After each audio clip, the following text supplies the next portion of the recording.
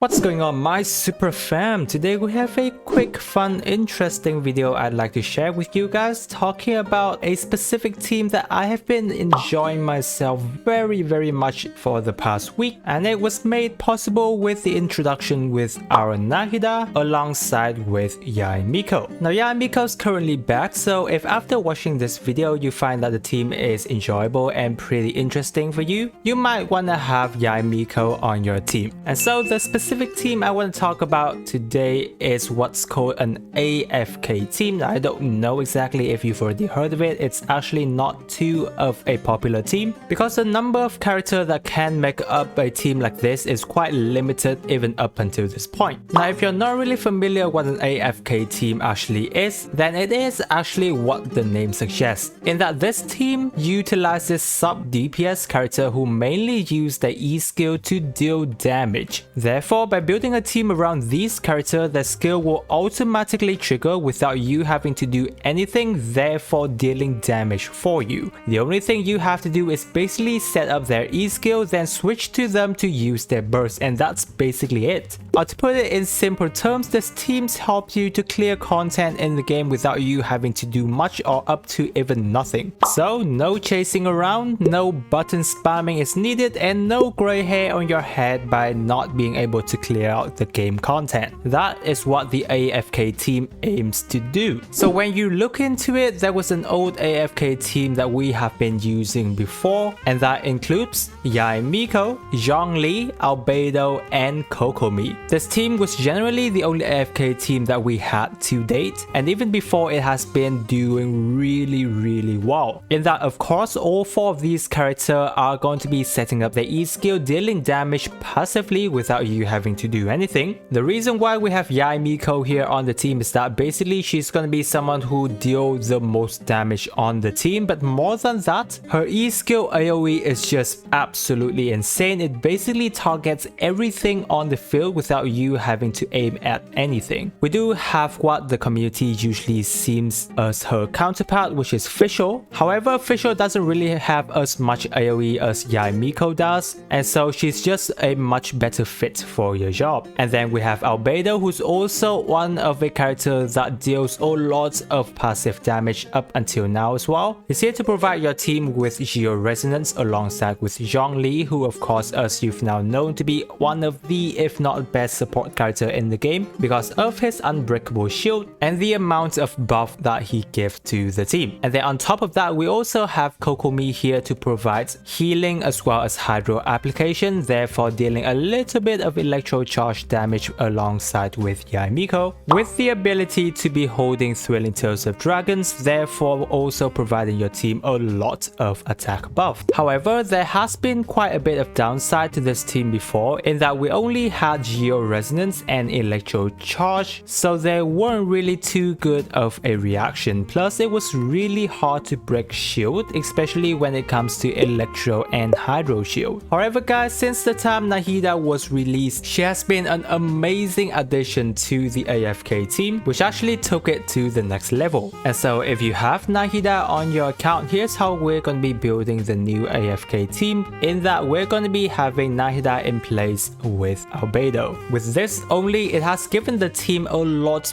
better performance, especially when it gives access to a Hyper Bloom and aggravates auto activation for you, because now our three character Yae Miko, Nahida, and Kokomi can work really well together with reactions. Not to mention having the best shield as well as the best healer in the game, along with a ton of team buff and resistance decrease from Zhongli's shield. And also, one of the main reasons that Nahida is just so perfect on this team is due to her ability of linking effects with her E skill. So whenever you're in an AoE situation, Yae Miko or any of the other character on the team just need to deal damage, everything around you is just still gonna be taking damage, making it a lot easier to take out your enemies, therefore helping you being able to take out most of the content in the game without too much trouble. However, there may be some downside when you try to use this team, but most of it it, I don't think they're actually too major and can be easily fixed. In that, first of all, the main downside that I would say stop most people from using this team is that it's basically very expensive, as you're going to be needing 4 5-star characters. However, aside from Yae Miko, who I would say to many people is a preference character, the remaining cast who are Nahida, Zhongli and Kokomi are most of the time a must pull in any of the account because they're just amazing sub DPS and support character. So if you don't have these characters on your account yet, I do wish you good luck getting them on their next banner. However, as expensive as it may sound, it can be a pretty much easy fix when using your credit card, right? The next thing about this team is that it doesn't really have any resonance because we're using a 4 different element character here. Therefore, the only thing we have is going to be a resistant increase to other elements, but once again, it doesn't really matter too much since you're still going to get a resistant increase to help your team. Next thing many of us may wonder is how this team performance against electro resistant enemies or any enemies that have immunity to electro, in that as you can see here on the screen, we're still basically doing fine since apart from Yae Miko who won't be able to help, the rest of the cast, especially Nahida alongside with Zhongli and Kokomi doing passive damage, they're still going to be able to do pretty well. And same can be said along with any enemies that has dendro resistance, where Yae Miko will now take the stage. And then what about enemy that ignore shield? Well, I can guarantee you that there won't be a problem either, because here's a quick snippet of how the team is performing in our current abyss.